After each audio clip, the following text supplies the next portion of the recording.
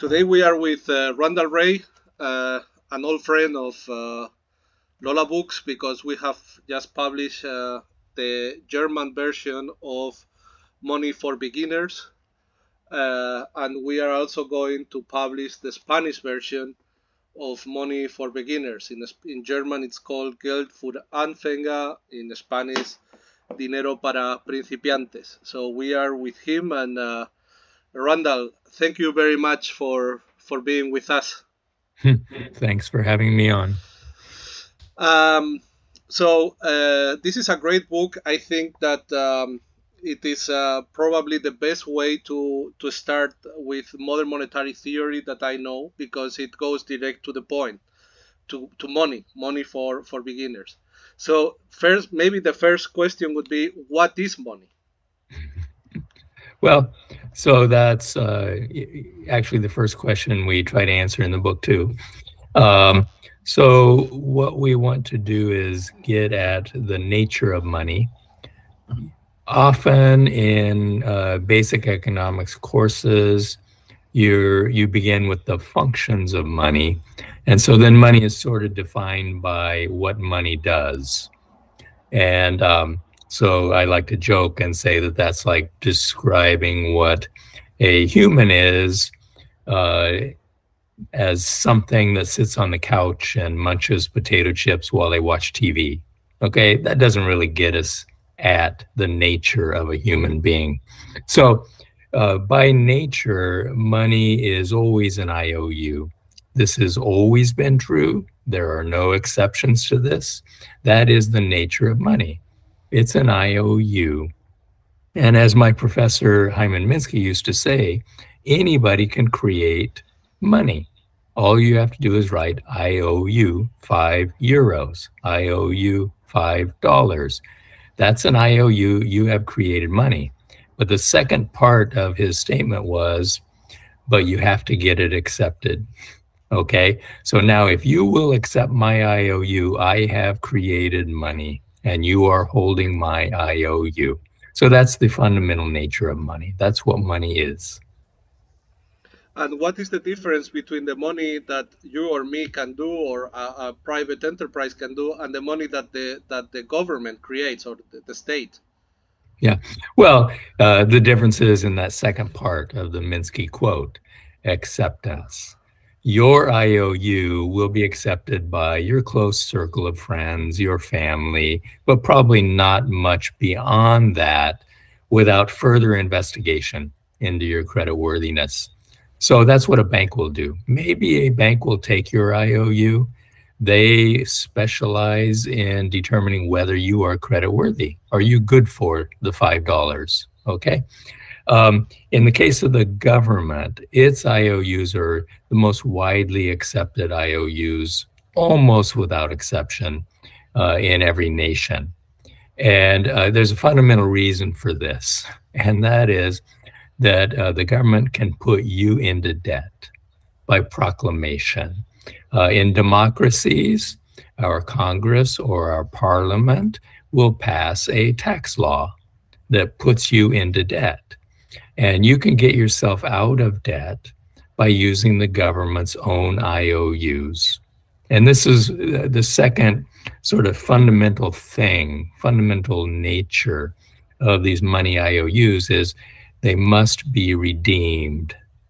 And when you return the currency to the government that issues it, you have redeemed the currency. And in English, we're very clear about what redemption means, and we know where the term comes from. Comes from religion, getting yourself out of a different kind of debt, right? Sin. But in the case of tax debt, you use the government's money to redeem yourself. You're no longer in tax debt. And the government is simultaneously redeemed. It no longer owes you $5. So you are saying that the taxes are not used by the government to finance public spending, because the money is created by the government. So what is the function of taxes? Why do we need taxes? Yeah, well, the function of the taxes is to put you into debt so that you will desire the government's money. And this is what allows the government to spend its money very widely. It will be widely accepted within its own country. Let's be clear. It may not be accepted outside its country, but we can be sure it is accepted within its country because we have to pay taxes to the government. In the past, fees and fines were more important than taxes, but today tax is the main liability. But of course, if you drive your car too fast, you can get a fine. That also is payable in the government's currency. And the government can charge fees. You go to the national park, you got to pay a fee to get in. So for all these reasons, we want the government's money to pay down our fees, fines, and taxes. So that's what gives worth or makes the money worth it, no? Or Yeah. gives value to money, no? And in the book, let me just give one other example because this will be very clear to people. So we give an example of a pizza joint, a pizza restaurant that mails out coupons for free pizza when the pizza joint first opens. They want to build up business, so they mail out coupons for free pizzas. What is that coupon? That coupon is an IOU. Now, it's not a money IOU, it's a pizza IOU. So Joe's Pizzeria owes a pizza to anyone who has that coupon. When they bring it in, Joe accepts the coupon. Joe redeems the coupon by giving a pizza to whoever brings in the coupon. And then what does Joe do with that coupon? Does he go try to spend it? No, he burns it. Okay. And this is the third fundamental sort of law of money. When the money is redeemed, you burn it. So you do not spend tax revenue. You burn tax revenue. In the old days, literally, the government would burn the paper money that came back in payment of taxes. It would melt the coins that came back in payment of taxes. It would burn the tally sticks, which was all over Europe. The way that most governments spent was using sticks. They would burn the tally sticks. And then finally today, we don't use tally sticks or we don't pay taxes with coins and money. We use bank accounts, and our bank deposits are just debited. So the modern equivalent of burning the tax revenue is just debiting accounts.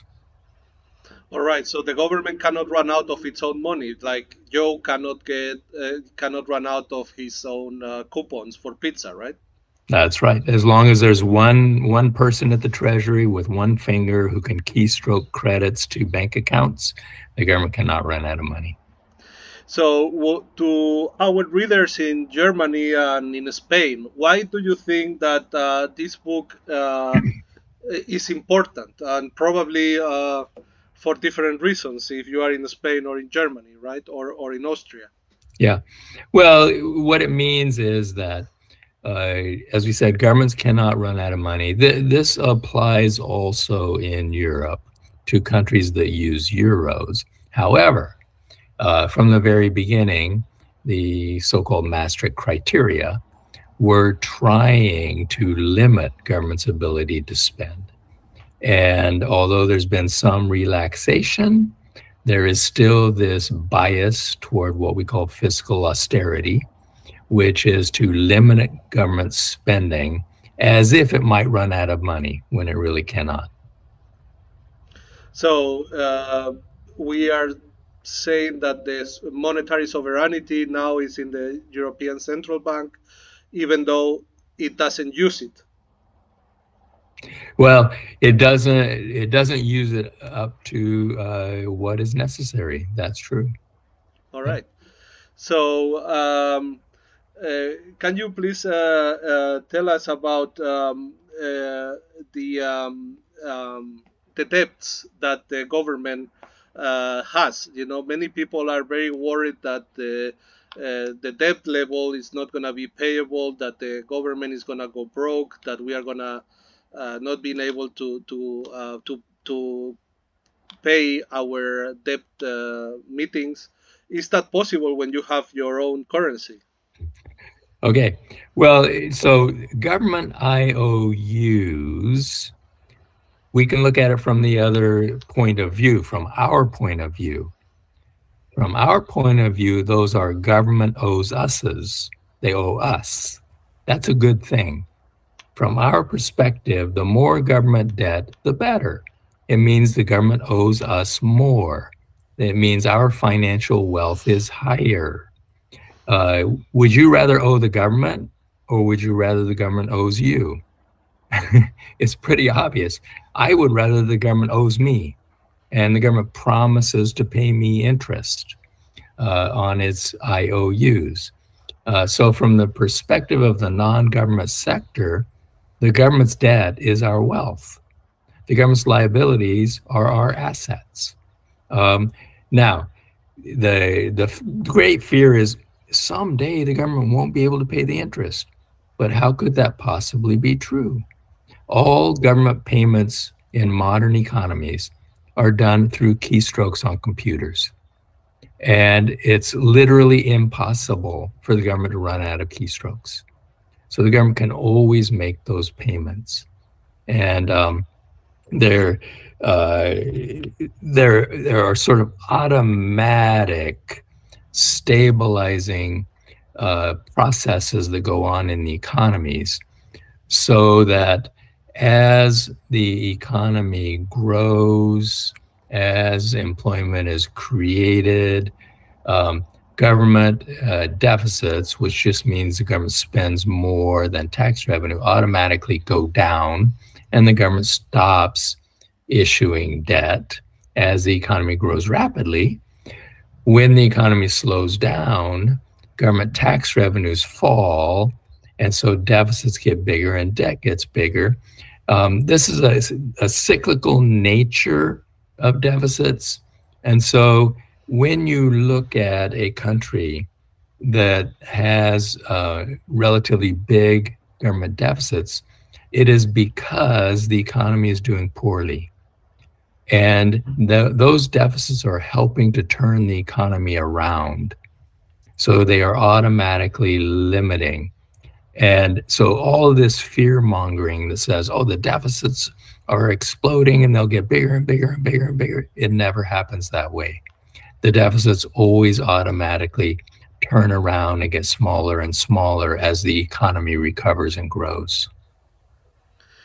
And what about the fear that many people have in the sense that they think that a lot of deficit or deficit itself is always inflationary? Well, again, the deficits are self-correcting. So as an economy recovers and begins to grow faster, which could possibly cause inflation as economies grow faster, that inflation itself increases tax revenue quickly. And that automatically reduces the size of the deficit. Now, I know everybody's worried about inflation right now. Clear, okay? Inflation is a problem. It's at least a political problem. You could argue it could possibly be an economic problem. But the inflation that we're facing now is not because spending is too high. It is not because employment is too high. It is not because the government spent too much money. It's because of COVID. It's because of war in Ukraine. It is all on the supply side. It's not the demand side. And so blaming government spending for today's inflation is just wrong. So once we get rid of the problems that we are having because of COVID and the war, is it possible to achieve full employment without inflation? It's possible, but you really have to have targeted spending. You have to have in place something like what's called a job guarantee. You have to have the government get involved in ensuring full employment. There's a big difference between the so-called Keynesian approach, of just government spending money. It's called priming the pump, trying to increase aggregate demand and hoping the private sector will hire everybody who wants a job. Okay, that method of trying to get full employment is very likely to cause inflation. It's also very likely to cause financial instability. That's not what we recommend. We recommend targeted spending. The government should target its spending toward job creation.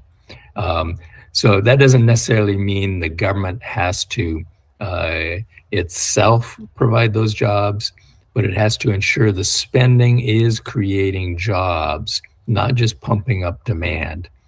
This is why MMT was blamed for the COVID inflation in the United States, which supposedly resulted from mailing out checks to everybody.